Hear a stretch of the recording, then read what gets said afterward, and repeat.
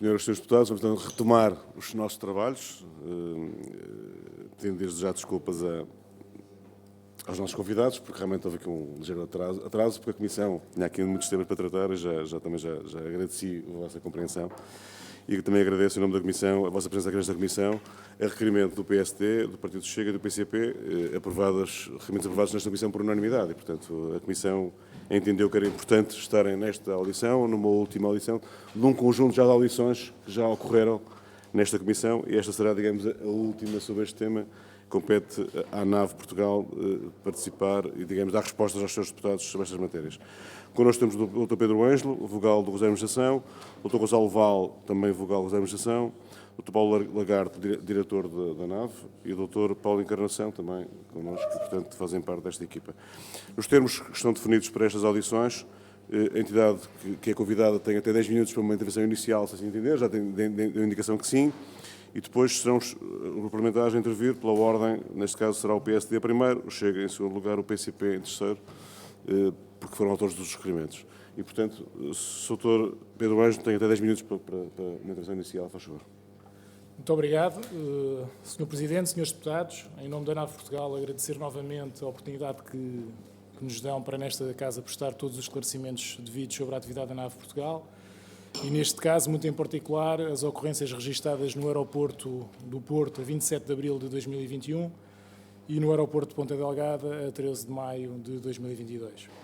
Quero ainda aproveitar para reiterar o convite a esta Comissão para visitarem os nossos órgãos e serviços, nomeadamente o ACC de Lisboa, que foi recentemente transformado com um salto tecnológico muito significativo com a instalação do novo sistema, o Top Sky. Consideramos, inclusive, que tinha sido proveitoso que a visita até já tivesse ocorrido, ainda antes desta audição, pois muito iria contribuir para o aprofundamento dos esclarecimentos que hoje nos disponibilizamos a prestar. Senhores deputados, gostaria de começar pela notícia veiculada que aqui nos trouxe.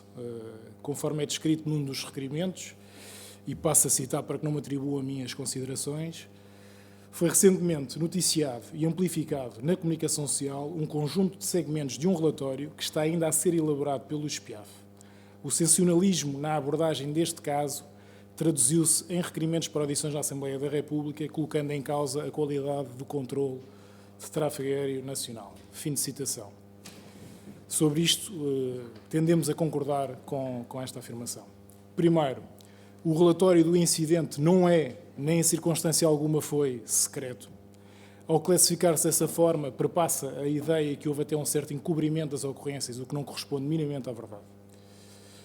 Conforme já foi aqui explicado e demonstrado à sociedade, o relatório encontrava-se numa fase preliminar de contraditório, tendo sido notificado a um conjunto vasto de entidades, a saber, o operador ASL, a aeronave cargueira envolvida no incidente do Porto, o operador TAP, a aeronave envolvida no incidente de Ponta Delgada, a ANA, na sua qualidade de gestora das infraestruturas aeroportuárias, a ANAC, na qualidade de regulador nacional, a EASA, na qualidade de regulador europeu, e a Autoridade Austríaca e a Autoridade Belga de Investigação de Acidentes e Incidentes com Aeronaves.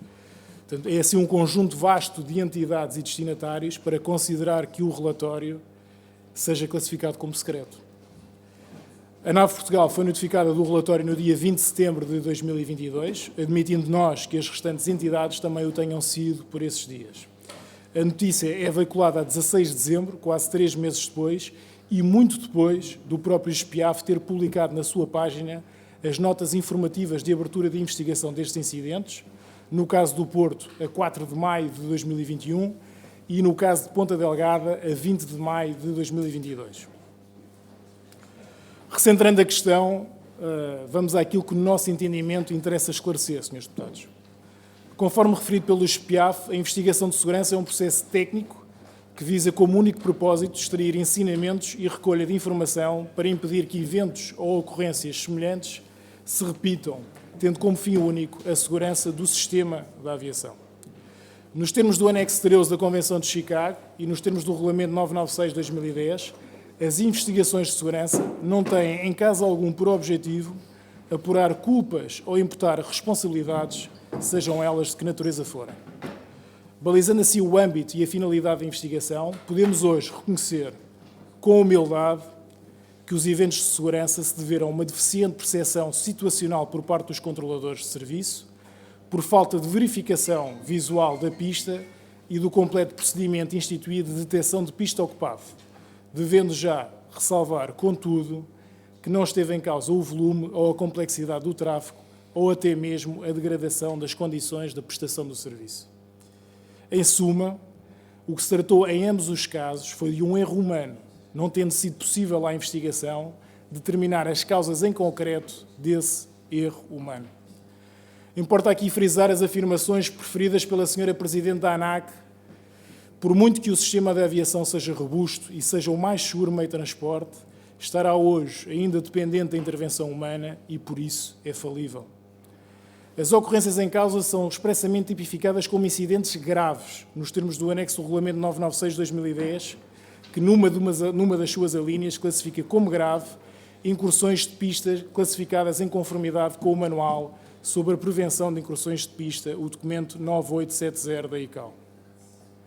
Foram assim incidentes graves, pelos quais a NAV assume a sua responsabilidade, admitindo que não é suposto ocorrer numa empresa cuja missão principal é garantir a segurança dos voos no nosso espaço aéreo e nos nossos aeroportos.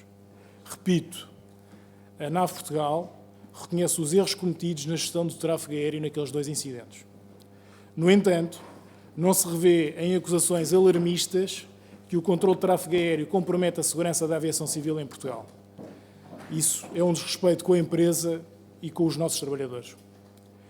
Importa, aliás, trazer à colação as declarações espontâneas do piloto aviador João Moutinho, presidente da Associação dos Pilotos Portugueses de Linha Aérea, que garantiu os níveis de segurança praticados pela NAV Portugal, assegurando que a nossa empresa se compara entre as melhores empresas de controle de tráfego aéreo da Europa.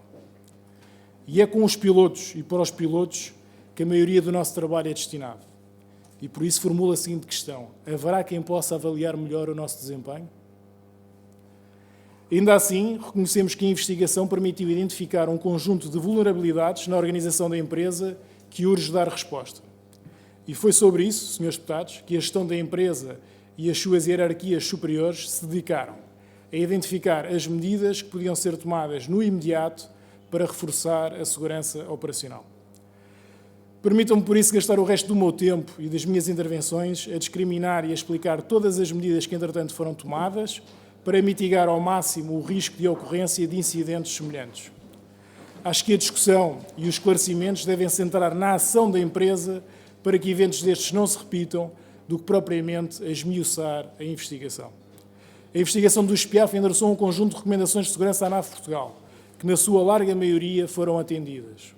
Aliás, quero aqui frisar e enaltecer a colaboração ativa entre o SPIAF e a NAV na identificação de medidas que visassem o reforço da segurança operacional.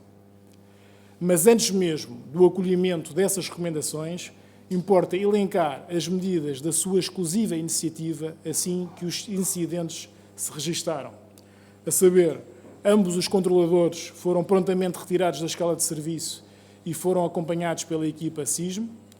Ambos frequentaram ações de refrescamento e formação para situações de runaway incursion. Os procedimentos operacionais foram revistos e padronizados para todas as torres, com o propósito de reforçar os alertas ao controlador de serviço. Foi, inclusive, adotado um novo procedimento de ocultação total do anemómetro, atendendo que a última informação prestada pelo controlador ao piloto antes de uma descolagem ou aterragem prende-se com os ventos. E encontra-se ainda em fase final de desenvolvimento uma nova funcionalidade no sistema VAISALA, Sistema Meteorológico Aeronáutico, que permitirá a disponibilização da informação de pista não utilizada nos displays do sistema meteorológico das torres. Os registros de assiduidade e tempos de serviço foram também alterados, no sentido de inibir que possam ser modificados, havendo ainda um track record de qualquer tentativa de modificação dos mesmos. Além disso, estão em instalação em todos os edifícios da NAV Portugal equipamentos de leitura de dados biométricos para controlar os tempos de serviço e a assiduidade de forma mais efetiva. Estão ainda a ser adquiridos equipamentos e sistemas tecnológicos fiáveis e independentes da intervenção humana para a detecção de obstáculos na área de manobra de pista, nomeadamente a aquisição do radar Multilateration para o aeroporto do Porto e a colocação de transponder nas viaturas circulantes na área de manobra de pista no aeroporto de Ponta Delgada. Quero, contudo, dar nota que mesmo estes sistemas o que vão é gerar uma alarmística ao controlador de serviço, cabendo sempre a este a tarefa de separação do tráfego dos obstáculos e das viaturas. Reforçaram-se ainda os procedimentos de esterilização das salas de controle de tráfego aéreo, restringindo o acesso de dispositivos ou equipamentos que sejam suscetíveis de perturbar a atenção dos controladores de serviço. Foi revista ainda a Carta de Operações número 4, entre a NAV e a ANA Aeroportos, para o Porto de Sarcaneiro. Esta revisão ocorreu após o debate na Comitê de Segurança de Pista, resultando, entre outras, a seguinte alteração. As viaturas que efetuem as inspeções à área de manobra terão de solicitar autorização à torre, através de comunicação Tetra, em grupo torre e a manter comunicações bilaterais e, adicionalmente, a manter escuta permanente da frequência aeronáutica da torre. Foi solicitada ainda à ANA Aeroportos a utilização de stop bars de forma generalizada nos aeródromos onde esse equipamento possa ser disponibilizado, sensibilizando a ANA para a necessidade de introduzir este sistema. Em concreto, no Porto, foi solicitada a inclusão de um botão no sinótico de controle de luzes que permite ligar ou desligar todas as referidas stop bars simultaneamente, tornando mais fácil e ágil a sua utilização, criando assim um anel de proteção à pista sempre que a mesma esteja ocupada.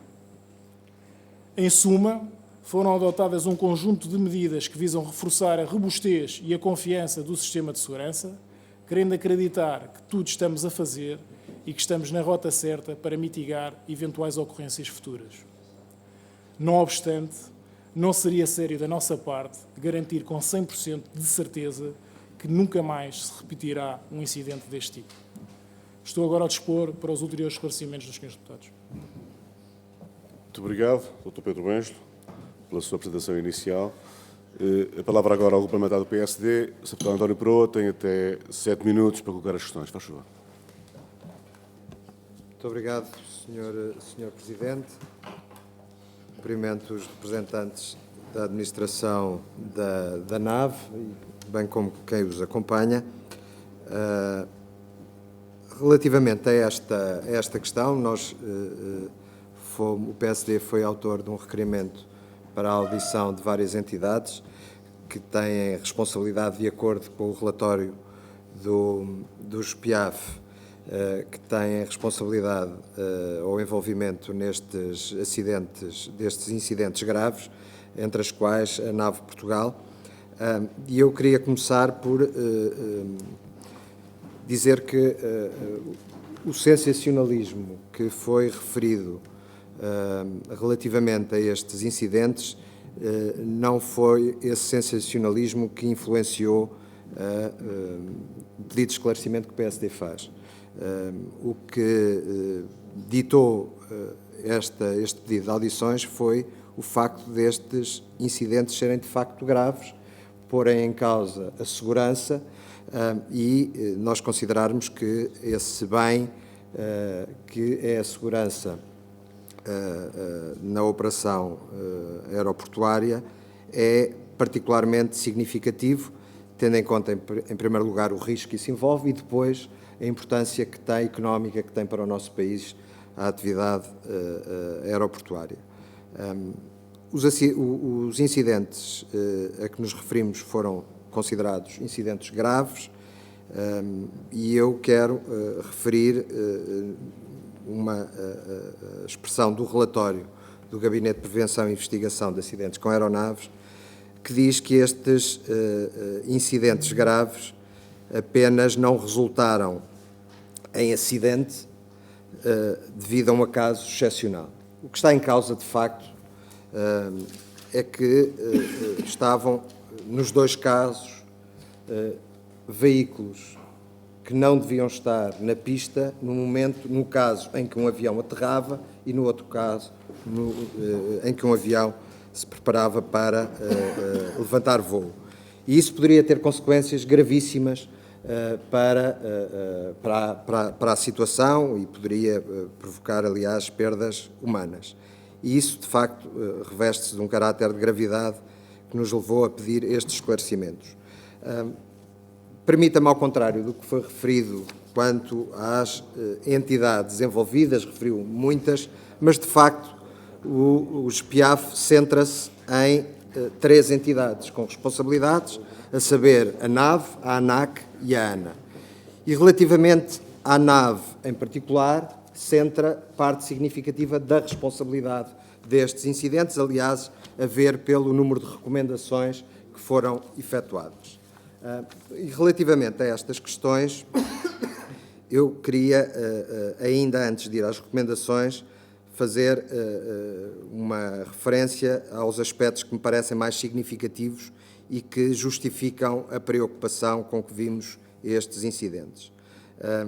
Em primeiro lugar, a referência a um procedimento operacional para a identificação de pista ocupada que é pouco fiável, de acordo com o relatório.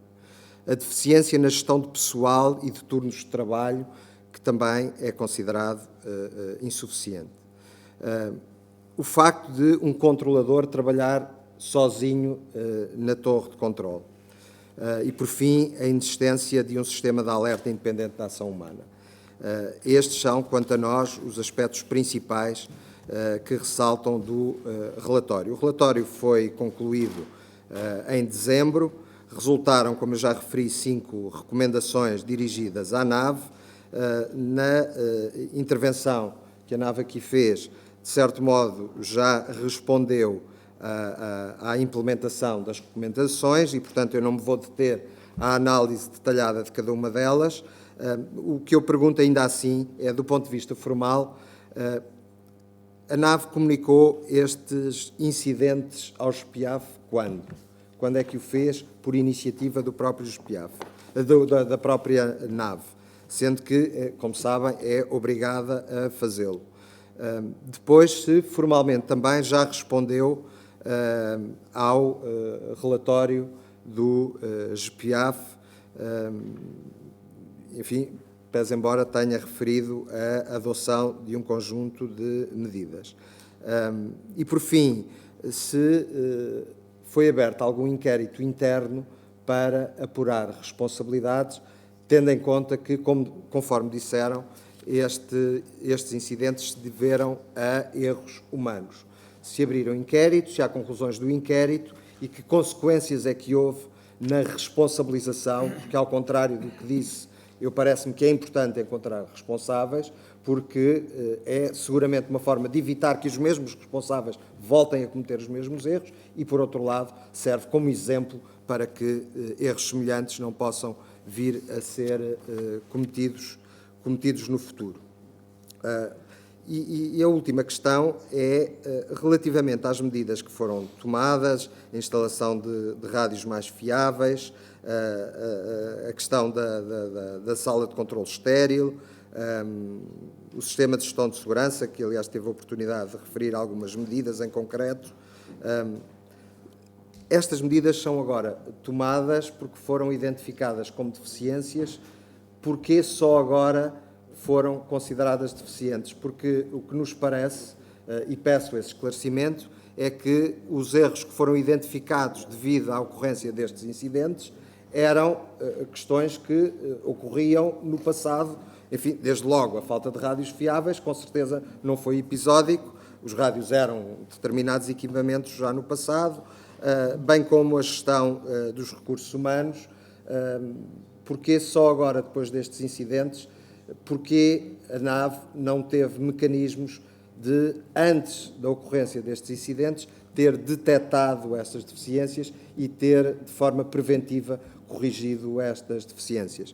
Contudo, e para terminar, Sr. Presidente e Srs. Deputados, quero dizer que é com satisfação que o Grupo Parlamentar do PSD ouve as afirmações e o compromisso da NAV de correção e de reação a estas medidas, porque, como eu disse no início, o que nos importa a nós é não criar um ambiente de desconfiança, de insegurança relativamente à operação da NAV, não é isso que está em causa. O que ditou o nosso pedido de esclarecimento é precisamente o contrário, garantir que se pode transmitir confiança e a adoção de medidas que foi anunciada concorre para o acréscimo dessa segurança, mas resta ainda assim a pergunta que eu fiz há pouco, que é porque não foram tomadas antes estas medidas, se foram ou não identificadas. Obrigado, Sr. António Proa. Muito obrigado.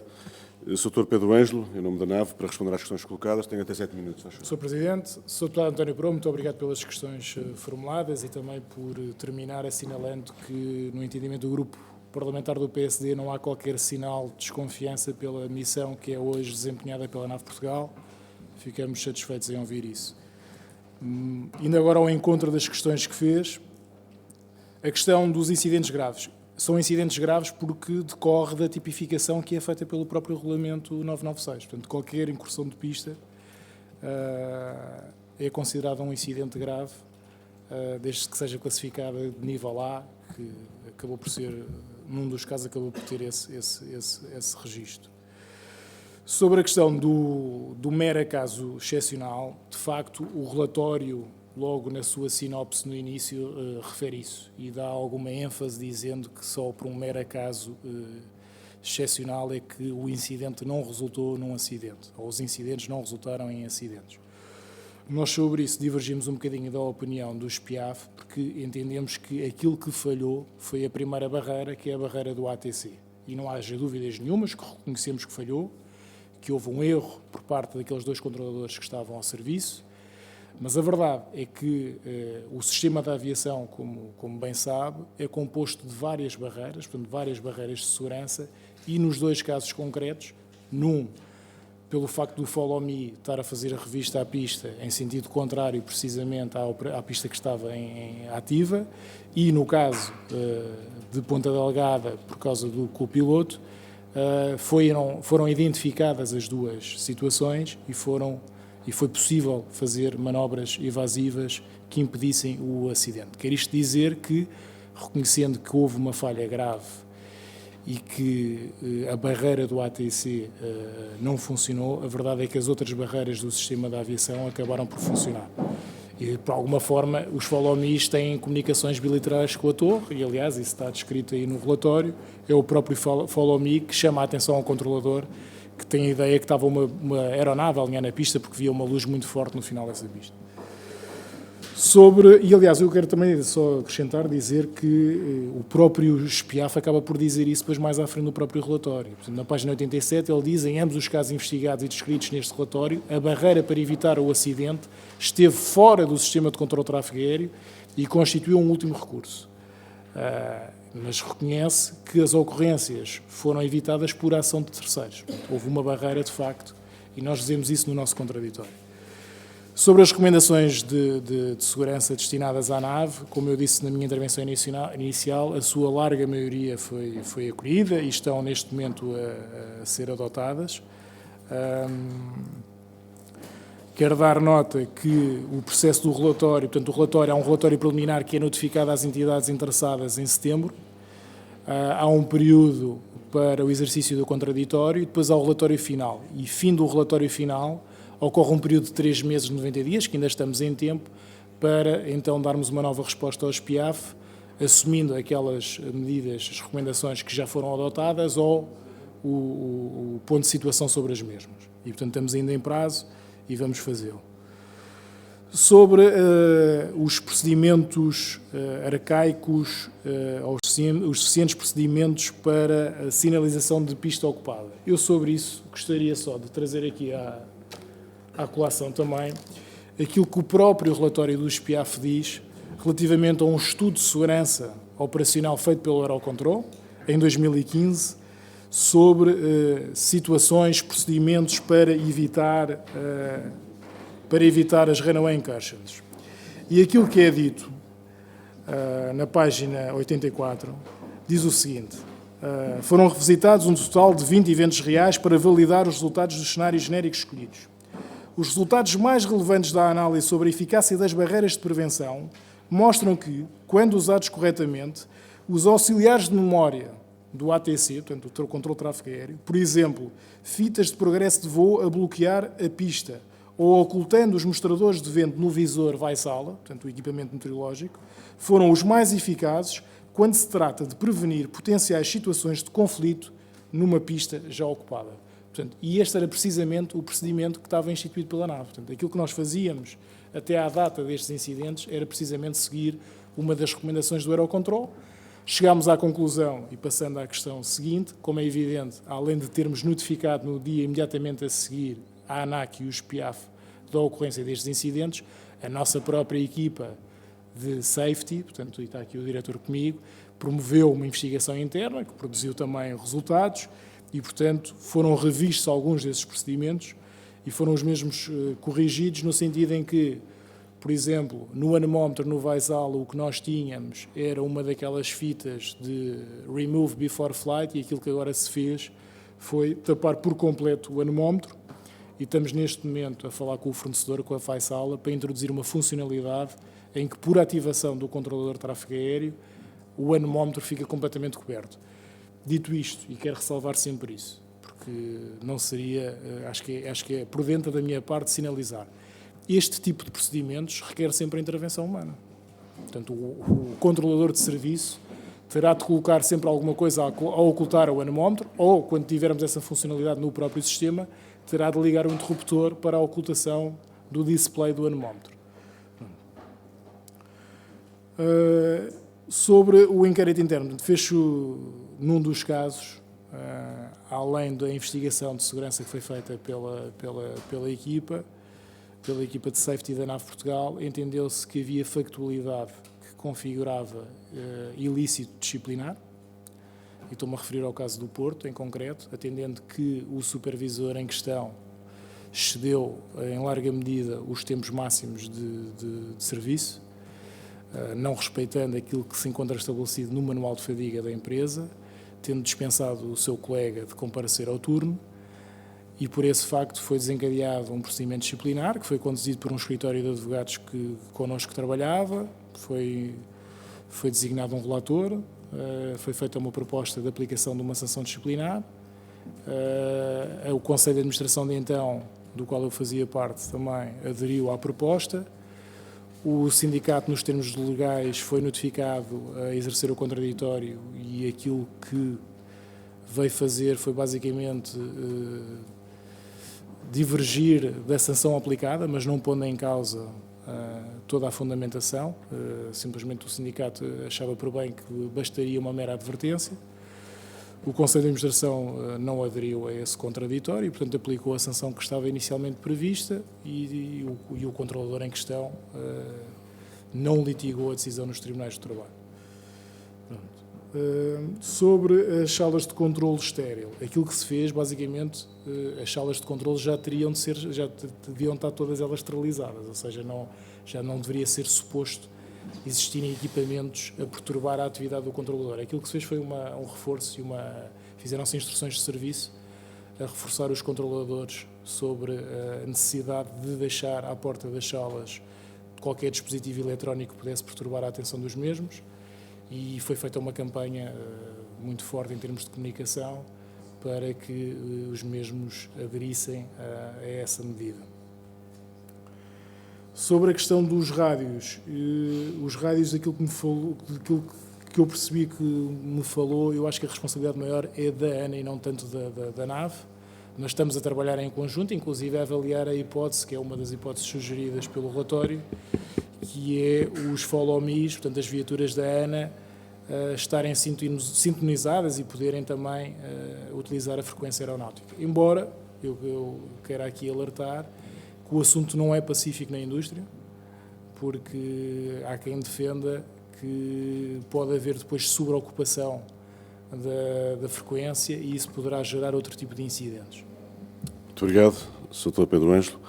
Cabe agora ao Partido Chega colocar as suas questões. Sr. Deputado Filipe Melo, faz favor, 6 minutos. Muito obrigado, Sr. Presidente. Cumprimento o Presidente da ANAV, o Dr. Pedro Ângelo, e toda a equipa que o acompanha.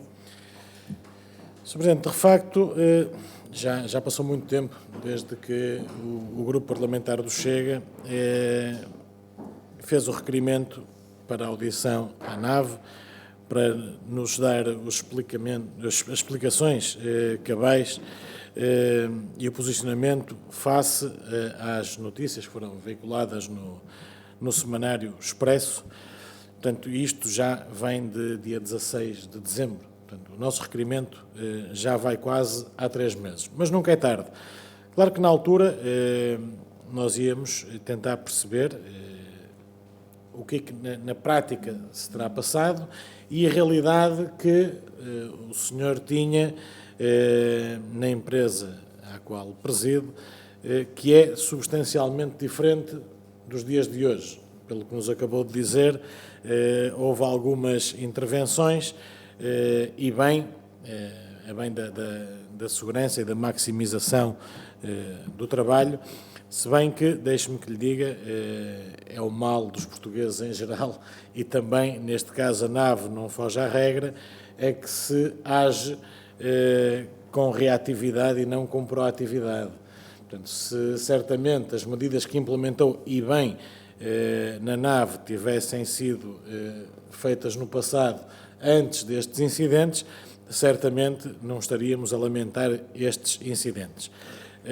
Felizmente que, dentro destes incidentes, não temos registros de feridos nem de mortos a lamentar, o que é raro na aviação civil.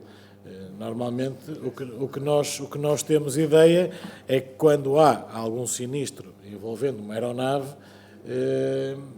difícil é encontrar sobreviventes. E, sejamos sérios, não são assim tantos os casos, segundo o relatório do GPIAF, dos acidentes e incidentes com aeronaves civis.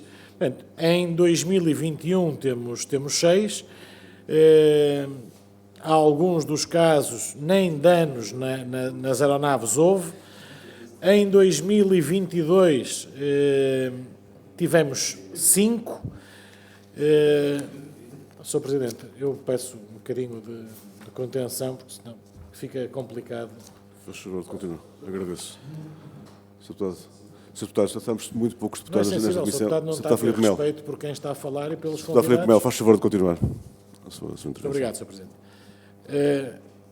E no ano de 2022 foram 5, em que tivemos 3 aeronaves destruídas, com o impacto que isso traz a todos os níveis. Mas os 2 casos mais marcantes reportam-se a 2021 um e a 2022 outro.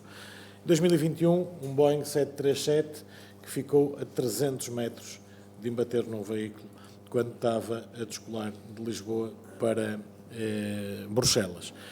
O outro já em 2022, um 321 da TAP, que por 280 metros não embate.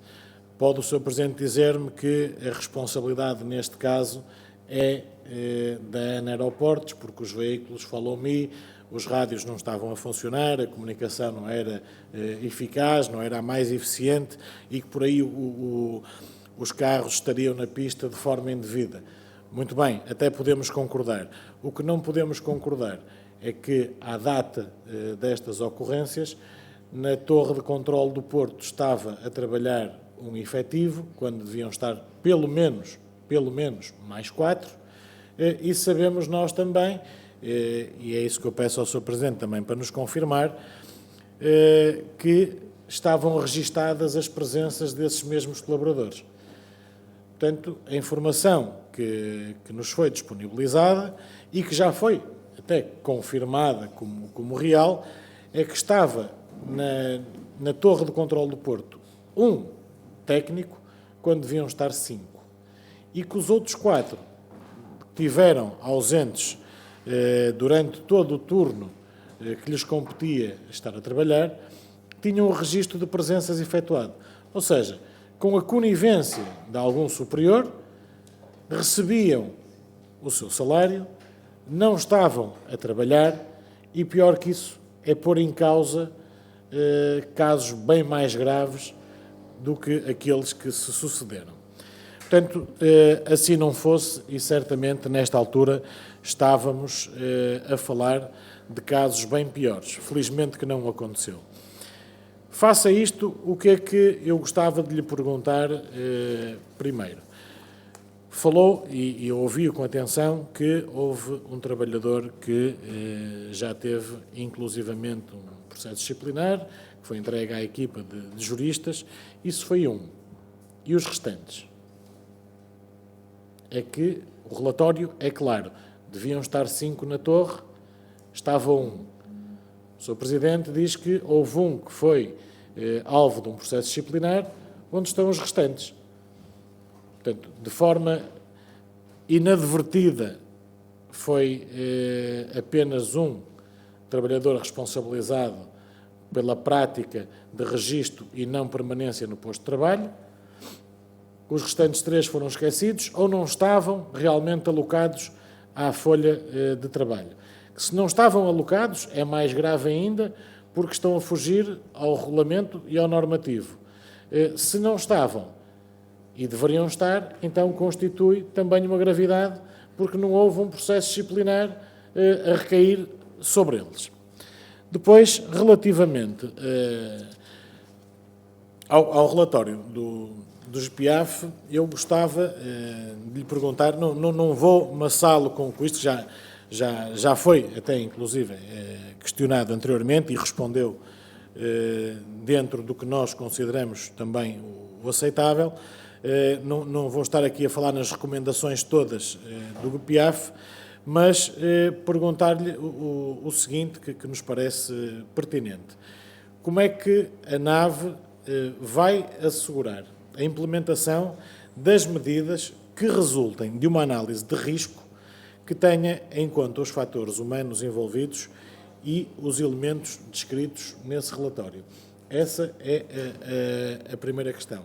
Depois, tendo em conta as recomendações que... Eu concluo, Sr. Deputado. Vou concluir, Sr. Presidente, só mesmo para concluir. Que o relatório explicita quais as medidas que já foram efetivamente implementadas, quais é que estão em curso e quais as que estão a ter mais dificuldade, se é questão de implementação. Obrigado. Muito obrigado, Sr. Deputado Filipe Melo. Sr. Doutor, tenha a bondade, faz favor de responder às questões. Sr. Dr. Pedro Meijo, tem 6 minutos para responder, faz favor.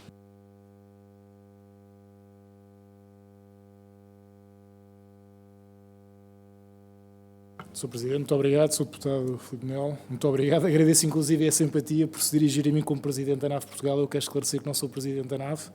Sou simplesmente o membro do Conselho de Administração que está há mais tempo em funções e decorre dos estatutos que, na ausência de um Presidente, competirá à minha pessoa a coordenação do Conselho, mas eu não estou neste momento formalmente designado como Presidente, mas agradeço a sua simpatia. Eu quero deixar aqui bastante claro que, embora haja responsabilidades partilhadas nestes 2 incidentes, a responsabilidade maior é, de facto, da NAV Portugal e do controle do tráfego aéreo. Isso que fica bastante claro. E, portanto, nós temos de ter a humildade de reconhecer também os nossos erros e as nossas falhas, e é isso que vimos aqui fazer.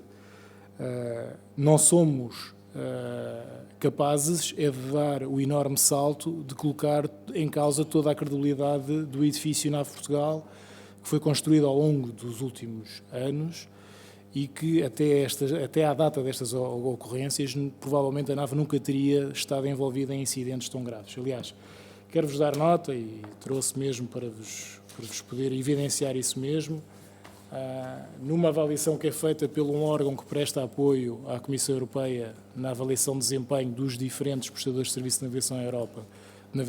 navegação aérea na Europa, portanto, no âmbito do Eurocontrol. Em 2020, precisamente numa análise de incursões de pista, portanto, runway incursions, Portugal surgia em penúltimo lugar na avaliação da taxa por 100 mil movimentos de número de incidentes com incursão de pista. Portanto, estamos aqui.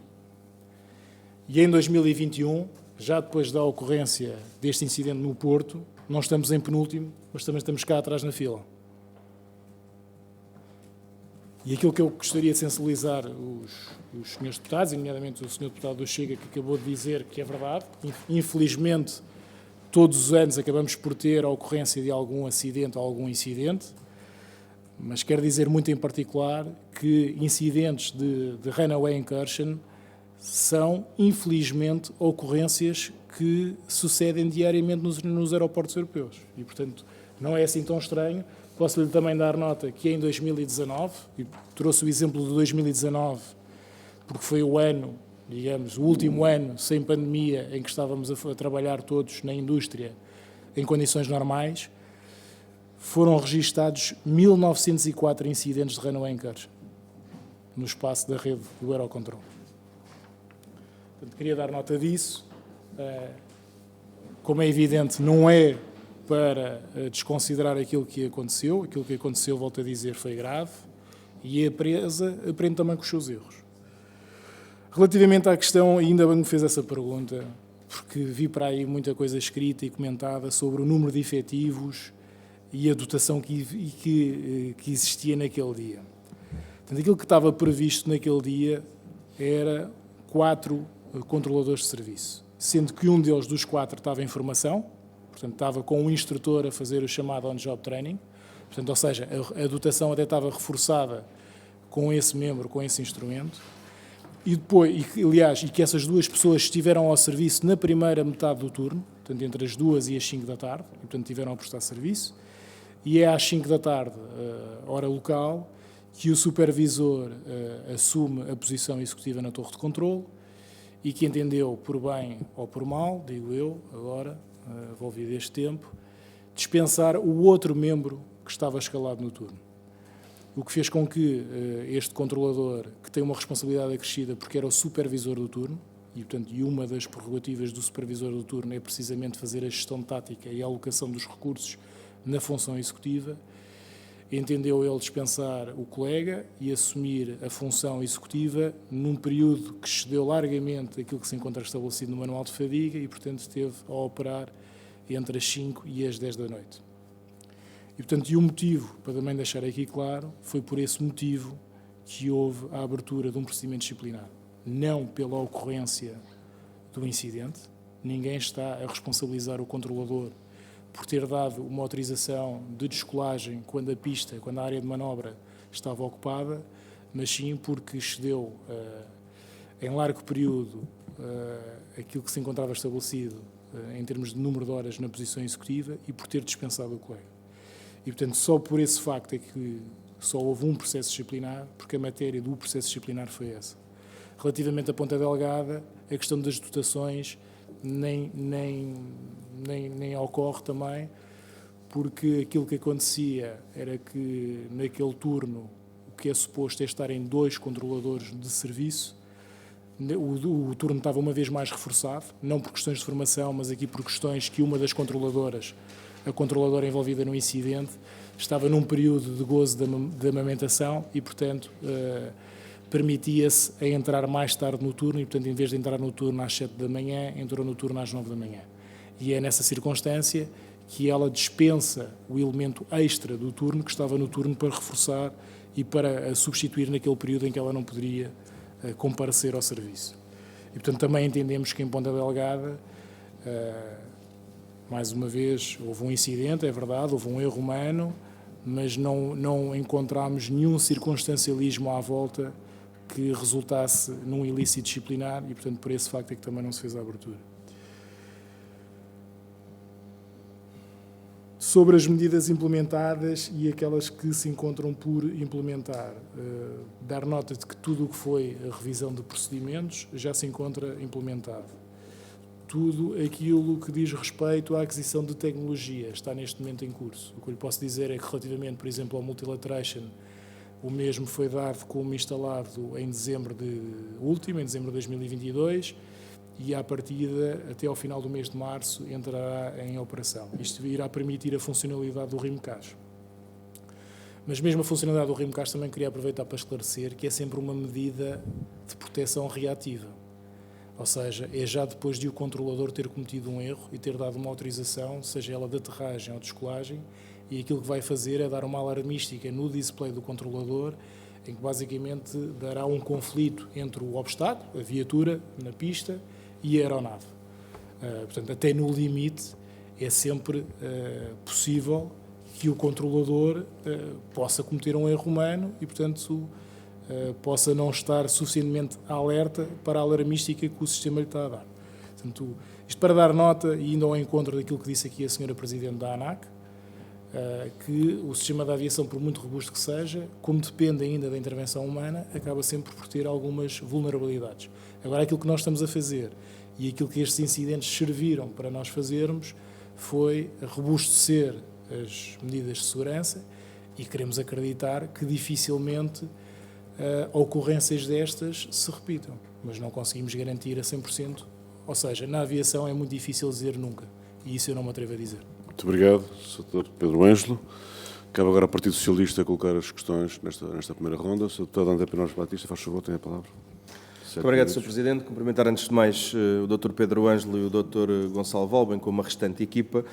Cabe ao Grupo Parlamentar do Partido Socialista intervir numa altura em que já quase tudo foi esclarecido e também num contexto em que o Parlamento cumpriu a sua função, mas que, tanto quando nos foi possível apurar desta sequência de audições que tivemos, as várias entidades visadas também cumpriram a sua função. Eu, por defeito pessoal, tenho só que esclarecer de uma das intervenções que aqui foi feita. Nós estamos-nos, de facto, a referir às incursões na pista 35, no Francisco Sá Carneiro, a 27 de Abril, e no João Paulo II, na pista 30, a 13 de maio de 2022, mas só para esclarecimento de quem nos assista depois de fora, a hipotenusa ao quadrado ainda é igual à soma dos quadrados dos catetes, e convém haver algum rigor, também para não, por causa dos alarmismos, do ponto de escolagem até onde estavam os veículos, tem que se projetar, não são 300 metros, não são 280 metros, é um bocadinho mais, mas ainda assim, com esta nota de rigor, não queremos deixar de desvalorizar o incidente, dizendo de facto que um incidente não é um acidente, dizendo de facto que o transporte aéreo é dos mais seguros, se não o mais seguro módulo que existe. Ainda assim, nas percepções, até mesmo por esta natureza que conhecemos, os alarmismos têm um perigo muito especial, sobretudo numa indústria que opera num cenário ainda de recuperação pós-pandémica. O Parlamento não quer contribuir e não contribuiu, da maior parte dos intervenientes, para que tal acontecesse. Se a segurança é indispensável e se de incidentes estamos a falar, vale a pena insistir numa nota. Não houve aqui nenhum secretismo. O facto de termos tido esta discussão publicamente, o Grupo Parlamentar do PS não critica, obviamente, nem as intervenções dos outros grupos parlamentares, nem da imprensa. O que queremos é sublinhar que não houve secretismo e, além disso, que houve cooperação entre as partes, o que é sempre de relevar, e houve melhoria. E há uma questão sobre os processos que são iterativos de melhoria contínua, que não tem a ver com agir ou ser proativo ou ser reativo, tem a ver com a própria natureza dos processos. A história da segurança na aviação faz exatamente de escrutinar todos os incidentes, acidentes, pequenos detalhes e ir melhorando. E nós vemos nisso, talvez, a grande chave do porquê deste módulo ser dos mais seguros do mundo, é que não há nenhum acidente, nenhum incidente, nem em Portugal, nem em outra latitude qualquer, que não seja escalpelizado, analisado cientificamente, matematicamente, juridicamente, e é por isso que não é só o edifício da nave que é seguro, como disse, e nós reiteramos também, é todo o edifício da segurança aeronáutica, e nós isso não queremos pôr em causa. De facto, Sr. Presidente, até se me permitir esta parte, temos aqui deputados do Grupo Parlamentar do Partido Socialista que já tiveram num incidente destes. São coisas que acontecem, de facto, os 1.900 incidentes que referiu não os tornam menos graves. Nós não podemos confundir na narrativa política ou parlamentar aquilo que é uma tipificação que está regulamentada pelo 996, e ele é grave porque pressupõe um conjunto de pré-requisitos que fazem dele grave, e é por isso que deles estamos a tratar, com uma coisa que é comum. Felizmente, o facto de eles não serem notícia é porque este sistema é mesmo seguro e, parecendo uma tautologia, é mesmo bom que assim seja. Por fim, para dar alguma utilidade também a esta audição e ela não se tornar repetitiva, eu tinha algumas questões para colocar sobre o Top Sky. No fundo, já aqui foram aludidas as recomendações, antes de ir à questão do Top Sky, já aqui foram aludidas as recomendações que foram feitas à nave, também já foi aduzido que elas já estão implementadas ou em implementação, e, portanto, tendo sido assunto desta Comissão num outro âmbito, nomeadamente na altura, sobre o ângulo, não da segurança, como na minha opinião e do grupo parlamentar devia ter sido, mas a implementação do Top Sky foi analisada nesta Casa pela implicação que teve nos voos noturnos e em outras matérias mais de constrangimento das operações, quando, na nossa opinião, aquilo que é mesmo relevante do Top Sky foi a segurança que trouxe, nas redundâncias que trouxe, nos automatismos que trouxe, e não sendo o mesmo assunto, sendo um assunto conexo. Se o Presidente me permitir esta latitude, eu gostava de deixar à nave uma questão, que é que balanço é que podem fazer da implementação do Top Sky, porque, no fundo, aquilo que nós estamos aqui a falar das redundâncias e automatismos que acabam por minimizar a vertente humana que vai sempre existir,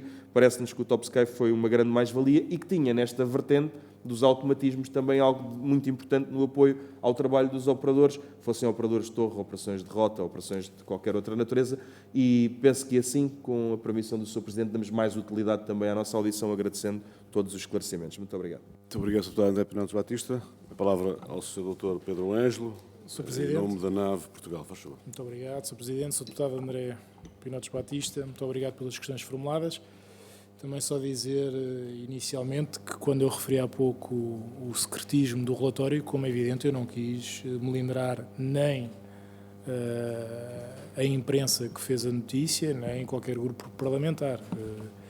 A única questão que eu quis aqui deixar garantida é que os dois incidentes em si não comprometem a segurança da aviação civil em Portugal, nem tornam a NAV Portugal um agente perigoso no sistema da aviação. Foi isso que eu quis esclarecer e dar nota que, de facto, o assunto não era secreto e, portanto, também eliminar qualquer ideia que pudesse existir sobre encobrimento. Portanto, não houve isso, quer dizer, o relatório foi divulgado por um conjunto de vastas entidades, como referi há pouco, e, além disso, nós trabalhámos de forma muito colaborante com o SPIAF, desde a ocorrência do primeiro incidente, que o temos vindo a fazer, e, portanto, com várias reuniões entre as nossas equipas de segurança e o SPIAF, para precisamente identificar quais as medidas de segurança que poderiam ser implementadas para evitar futuras ocorrências. Sobre o Top Sky, nós, de facto, recentemente instalámos o sistema Top Sky no nosso ACC de Lisboa. Portanto, foi um projeto que nos ocupou durante muito tempo, durante muitos anos.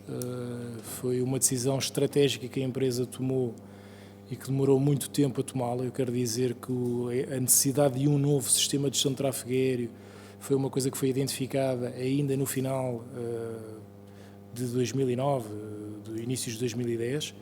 Portanto, ocupou várias administrações da empresa e de diversos governos, mas foi possível depois, em 2017 e em 2018, tomar uma opção que nós entendemos como estratégica, de aderir ao COPANS. Portanto, estamos com outros prestadores de serviço de navegação aérea, com um sistema de controle de tráfego aéreo comum, que é o Top Sky. O Top Sky, de facto, é um grande salto tecnológico na forma como nós prestamos o serviço.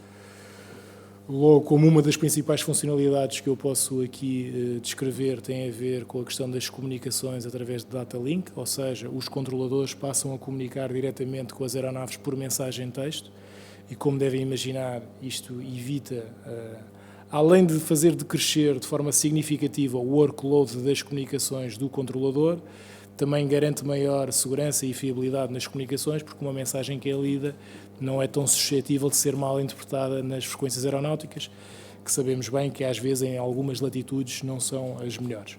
Portanto, essa foi logo uma grande virtude do sistema, o designado CPDLC, que passou a estar disponível e que, aliás, era uma obrigação de Portugal enquanto Estado-membro da União Europeia, porque havia um regulamento de execução da Comissão que obrigava. Depois, em termos de controle de tráfego, há outras funcionalidades. Nós temos agora uma nova funcionalidade que é o Medium Term Conflict Alerta, que basicamente consegue, com muito maior antecedência, à volta de 15 minutos, identificar aeronaves que estejam eventualmente em rota de conflito ou de colisão. E, portanto, consegue dar essa sinalética ao controlador de forma muito mais antecipada, quando, por exemplo, o sistema que tínhamos na empresa, que era um sistema que tem todo o mérito, foi desenvolvido pelos técnicos da empresa, pela engenharia da empresa, em 2001. Normalmente esse tipo de alerta era um alerta que só ocorria a 1 minuto e meio da situação de conflito. E, portanto, ganhámos muito tempo e ganhamos muita segurança com isso.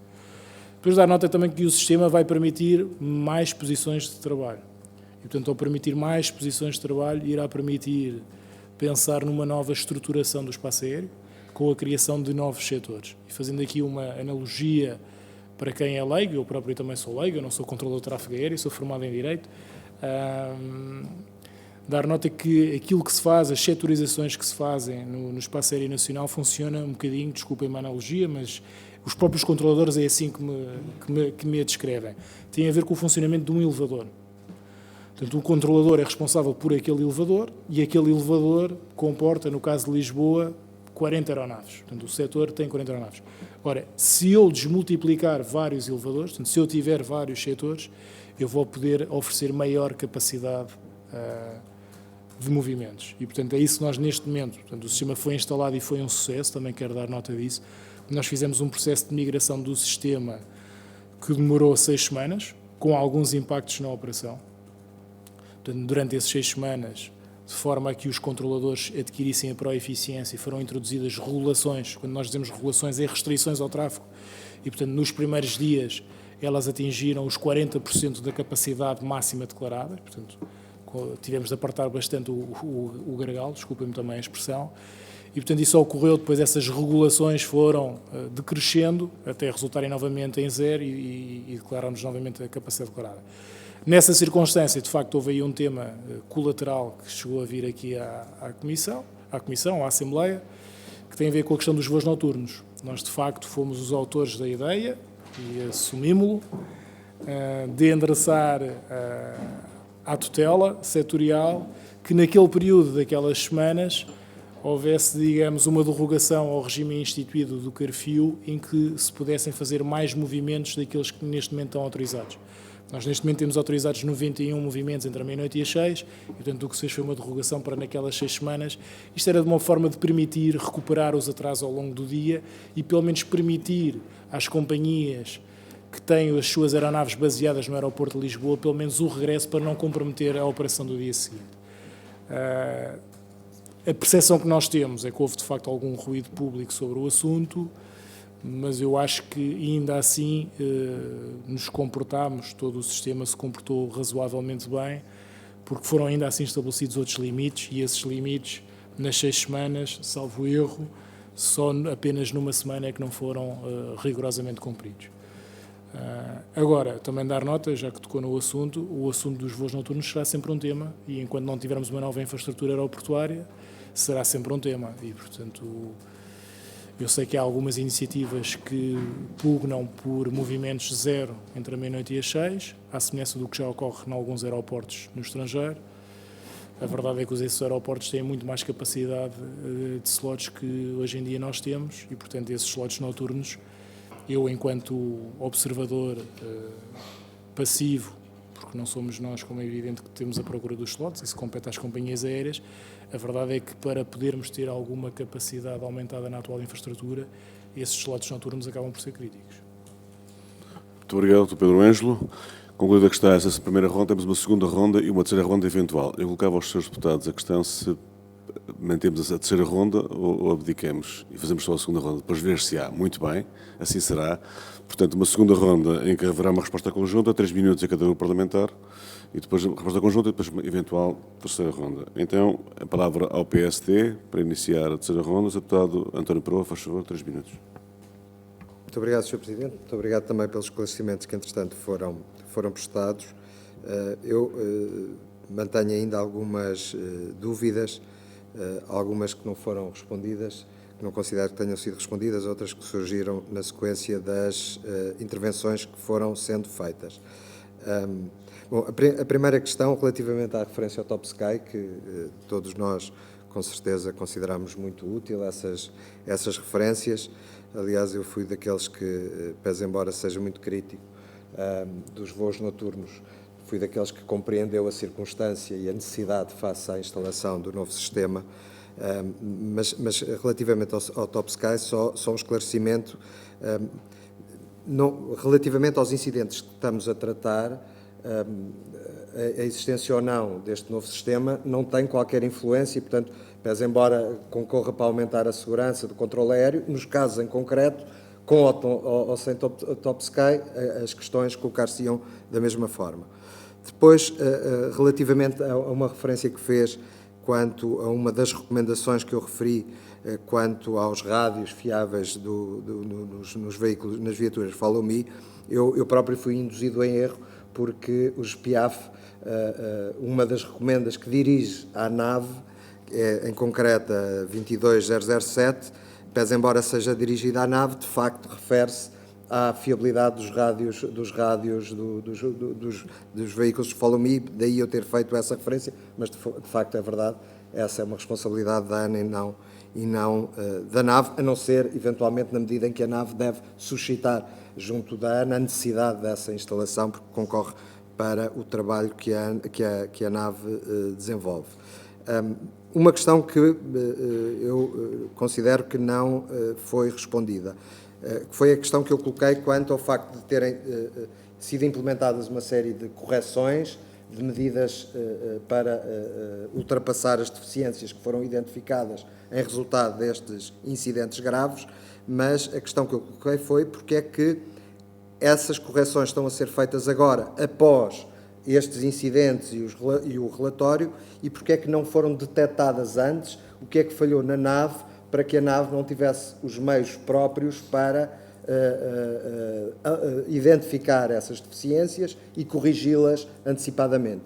Porque, idealmente, o que devia acontecer era que a nave tivesse ela própria, sem a necessidade destes incidentes terem ocorrido, ter identificado estes problemas e tê-los corrigido há mais tempo, e a pergunta é porque não identificaram antes. A terminar, Sr. Presidente, relativamente às sanções disciplinares, aos inquéritos que foram instaurados, só num caso é que ocorreu, só no caso do incidente do aeroporto Sá Carneiro no Porto. No caso de Ponta Delgada, conforme disse, não. A minha dúvida é se em ambos os casos, porque são casos muito idênticos, manifestamente houve, por um lado, deficiências de organização, como já se verificou, da própria nave, que estão a ser corrigidas, mas também houve erros humanos em ambas as situações. Ora, se houve erros humanos, dificilmente se compreende que tenham sido identificados em concreto num caso e no outro, pese embora tenha havido erro humano assumido, não tenha havido a identificação dos responsáveis e as consequências para os responsáveis, porque não houve acidente, houve incidente, mas podia ter havido acidente. E eu acho que é difícil de compreender que não sejam tiradas consequências dessas incorreções que resultaram, que permitiram estes incidentes. E terminar, Sr. Presidente, qual foi em concreto a sanção que foi aplicada no caso do processo que foi instaurado? Muito obrigado. Muito obrigado. Sr. Deputado André Pinato Batista, faz favor. 3 minutos. Sr. Presidente, vou ser extremamente telegráfico, só para dar nota do seguinte. Parece-nos que o Gabinete de Prevenção e Investigação de Acidentes com Aeronaves e Acidentes Ferroviários cumpriu a sua missão, que a nave, aliás, que todos os envolvidos, hoje estamos aqui com a nave, cumpriram a sua missão, com disponibilidade de ouvir o que tinham que ouvir, com a necessidade de agir onde tinham que agir, e, portanto, o Grupo Parlamentar do Partido Socialista saúda este facto como um sinal de que o sistema está saudável, o que não quer dizer que, tal como os seres humanos saudáveis por vezes têm episódios de saúde, se me permitem a metáfora, não quer dizer que um sistema saudável não tenha episódios que eles às vezes não possam ter gravidade, e aquilo que saudamos foi a disponibilidade da nave e a humildade da nave em reconhecer o que era de reconhecer e a forma pedagógica como esta audição decorreu. Muito obrigado. Muito obrigado, Sr. Deputado. Sr. Deputado Filipe Melo, em nome do Chega, faz favor. Muito obrigado, Sr. Presidente. Antes de mais, Dr. Pedro Ângelo, permita-me, e agradeço a correção que me fez, mas quando eu me referia à sua função na empresa, queria dizer Presidente interino, porque, na realidade, assume essa função, até pelos motivos que nos escreveu, sendo o vogal do Conselho de Administração com mais tempo na casa.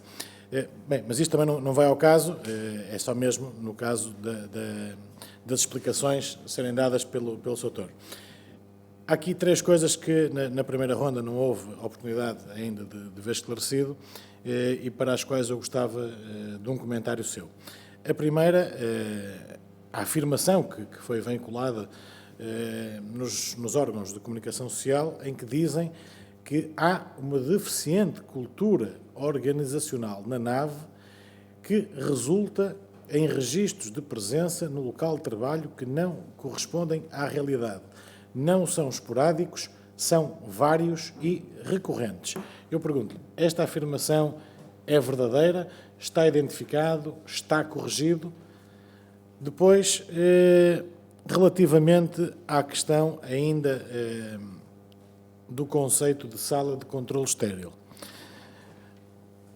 Sr. Presidente interino, vai-me permitir que diga o seguinte.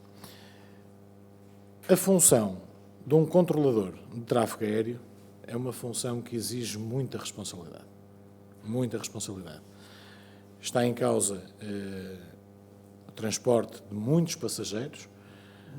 As aeronaves também em si são caríssimas e os sinistros são para evitar ao máximo na aviação civil. Discordo do que disse também aqui a senhora Presidente da ANAC, em que não há aviação sem sinistros.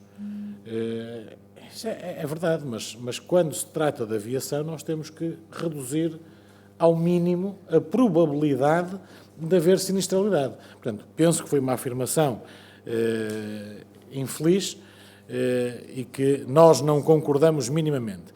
Agora, não lhe parece pertinente que haja uma série de exames psicotécnicos, o que se quiser chamar, formação adequada, para que estes profissionais não sejam tratados, perdoa uma expressão, como alunos de escola em que são proibidos de ter o telemóvel na sala de aula? É que estamos a falar de quadros, de técnicos, de pessoas formadas, capacitadas. Termos que chegar ao ponto de dizer a uma pessoa de 40, 50 ou 60 anos que está proibida de ter o telefone em sua posse porque tem que estar atento ao trabalho, parece-me que isto é um problema já estrutural. Sr. Presidente, corrija-me se eu estiver enganado, mas tem que ser selecionados para estas funções pessoas com idoneidade máxima, com sentido de responsabilidade máximo, que possam desempenhar com a maior fiabilidade as tarefas que lhe foram confiadas. Eu penso que isso é um trabalho que tem que ser feito precocemente pela administração, na seleção, ou até nos que já lá estão, na formação constante aos seus elementos, do que estar aqui a criar impedimentos, vou concluir, Sr. Presidente, impedimentos ao uso de telefones. Pergunto-lhe se concorda ou não com isto, mas se vão continuar com esta questão da sala de controle estéril ou se vão inverter aqui um bocadinho, vão ser inovadores e vão partir para isto com uma atitude mais pedagógica e não corretiva. Muito obrigado. Muito obrigado, Sr. Deputado. A palavra ao Dr. Pedro Ângelo, em nome da NAV Portugal, para 9 minutos, tempo máximo de resposta. Por favor. Ainda haverá, eventualmente, umas questões. Veremos. Sr. Presidente, muito obrigado. Senhores deputados, começando pelo deputado António Peroa, do PSD, esclarecer que, de facto, o Top Sky não interfere com a ocorrência ou não ocorrência dos incidentes. O Top Sky é um sistema de controle de área, de rota, e, portanto, está no ACC de Lisboa, onde também temos a aproximação ao aeroporto de Lisboa, e, portanto, não era pelo facto de termos o sistema previamente instalado no ACC de Lisboa que iria impedir a ocorrência destes incidentes. De qualquer das formas, dar nota que, no âmbito da aquisição que fizemos, também fizemos a aquisição do sistema Top Sky Tower, que está neste momento em desenvolvimento pelo fornecedor, pela Thales, e que será instalado a partir do próximo ano em todas as torres da Rive de Lisboa. Portanto, estou-me a referir ao Porto, Lisboa, Cascais, Faro, Madeira e Porto Santo. Portanto, nos Açores temos outro sistema, que é um sistema fornecido por outro fabricante, que é um fabricante canadiano, que é a Adacel, e, portanto, a situação não se verifica. Sobre os rádios, portanto, acho que ficou claro que, de facto, compete à ANA essa melhoria. Aquilo que eu posso acrescentar é que, na sequência da reunião do Comitê de Segurança de Pista do Aeroporto do Porto, aquilo que ficou também estabelecido entre carta de operações entre as duas entidades é que o Follow Me, o operador do Follow Me, deve comunicar com a torre num período de 10 em 10 minutos, no sentido de reforçar os sinais de alerta sobre a presença do Follow Me em pista. Uma das causas que acabou por não ser muito aflorada no âmbito de investigação foi que o Follow Me no Porto, na revista de pista, terá excedido em certa medida o tempo normal da revista de pista e ficou por demonstrar ou não se isso acabou por interferir também no subconsciente do controlador de serviço. A investigação não aprofundou essa questão e, portanto, mas foi uma questão que nós identificámos nós enquanto investigação interna. Relativamente às deficiências e porque é que elas não foram antecipadamente identificadas e porque é que elas não foram antecipadamente implementadas, eu quero dar nota que, como é evidente, os incidentes servem sempre para aprendermos com os mesmos e, portanto, para melhorarmos e para adotarmos novas práticas Aquilo que eu lhe posso dizer é que havia algumas... a situação de pista de runaway incursion era uma situação já identificada como um fator de risco no Porto.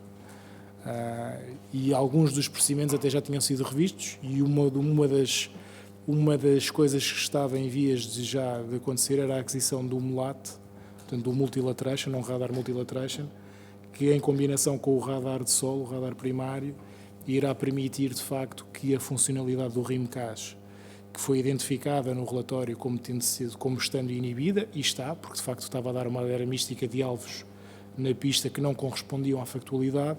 Portanto, nós já nos tínhamos apercebido disso e já tínhamos identificado a necessidade desse investimento. Portanto, era um dos exemplos em que antecipadamente já o tínhamos feito. Relativamente aos controles de acesso, a administração de então e a atual também já tinha identificado como necessidade robustecer um sistema de controle de acesso aos nossos edifícios e de assiduidade, para haver uma maior garantia sobre, de facto, quem está ou quem não está de serviço e os tempos de serviço. Portanto, é isso que está neste momento em curso. Portanto, temos um fornecedor que neste momento está a instalar em todos os nossos edifícios um sistema de acesso de dados biométricos, portanto, leitura facial, e, portanto, acreditamos que com essa medida iremos robustecer muito esta vertente dos controlos. Sobre a questão das sanções disciplinares e pelo facto de termos aplicado uma sanção disciplinar a um dos visados e não a todos os visados envolvidos nos dois incidentes. Eu acho que há pouco já tinha esclarecido, mas vou então reforçar.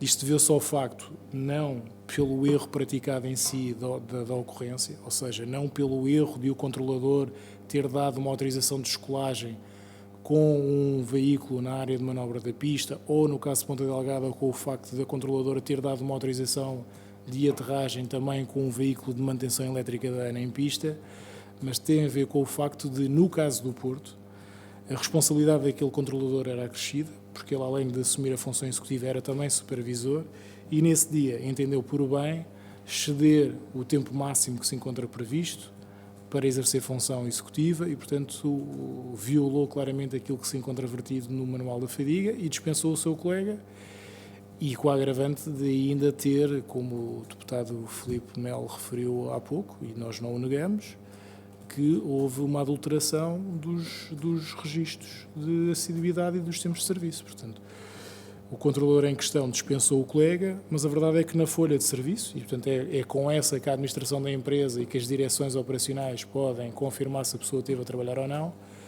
nós, para os devidos efeitos, se não houvesse incidente, teríamos considerado que a pessoa tinha estado a prestar serviço. E, portanto, foi essa a factualidade que resultou na abertura de um processo disciplinar, que foi instruído por um reputado escritório de advogados e que sugeriu à administração a aplicação de uma pena de sanção de 5 dias de perda de retribuição, porque também me fez essa pergunta, e de 5 dias de antiguidade.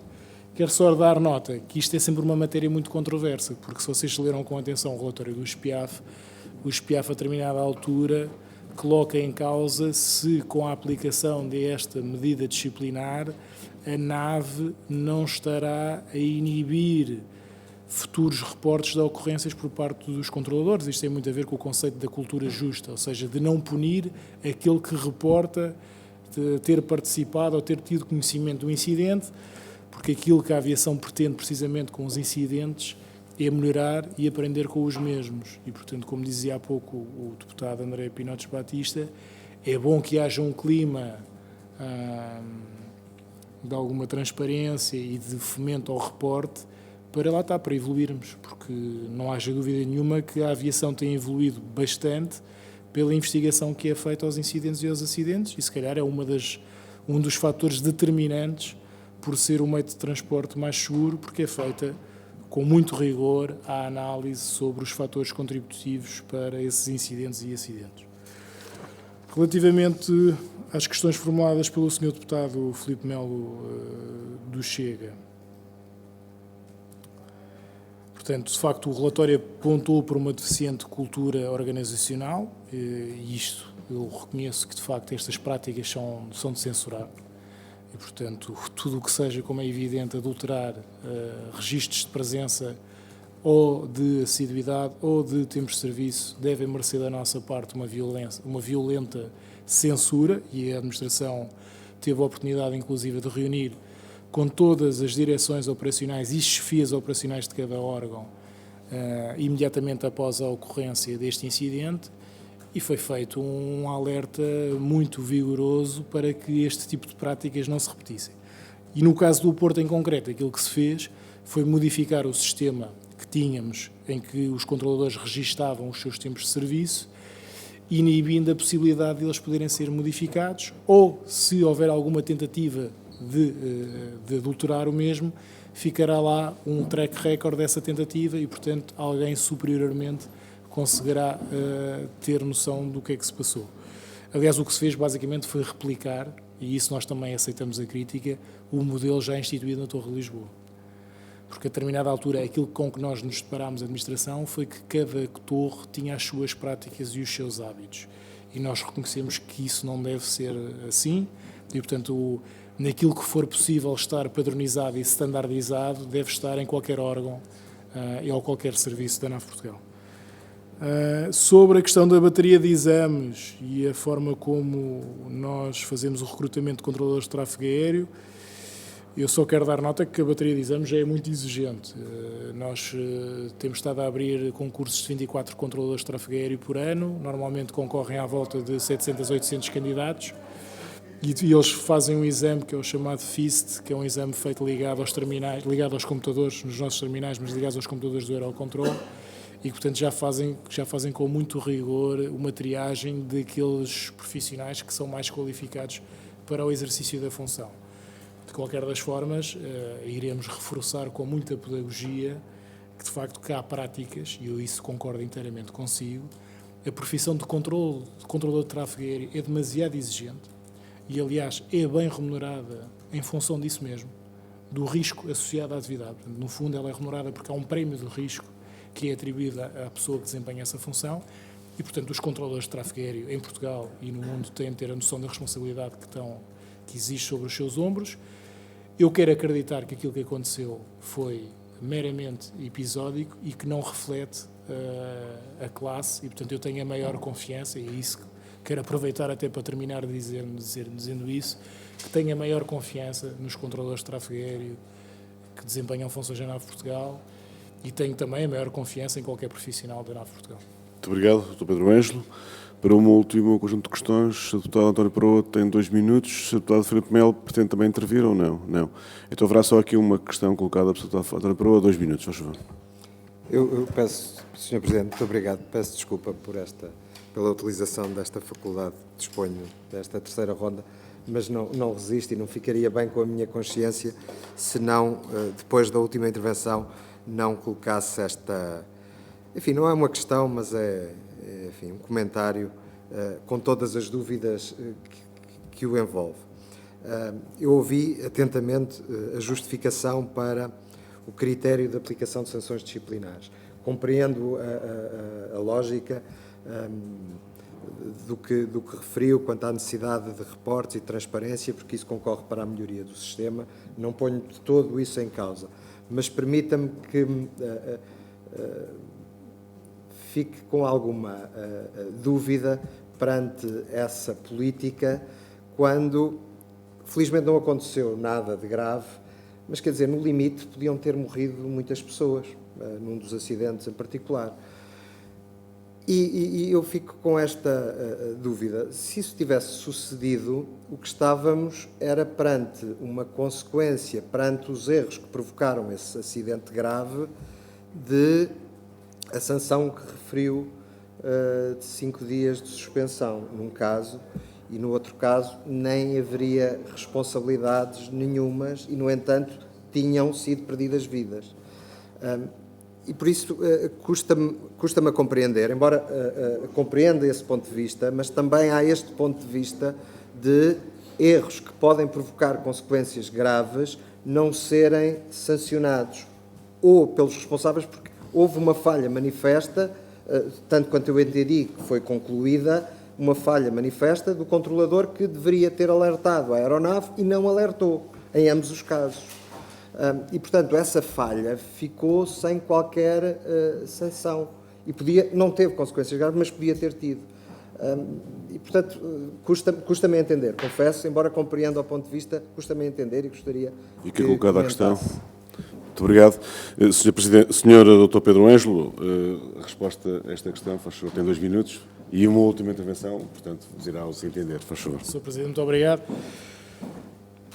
Sr. Deputado, a sua reflexão é bastante pertinente e eu diria que é um equilíbrio muito fino, portanto é um caminhar sobre gelo muito fino, esta questão da aplicação de sanções disciplinares ou até sanções penais, mas isso, as sanções penais competiria, como é evidente, aos tribunais e ao Ministério Público fazer a acusação, se fosse isso, abrir um inquérito.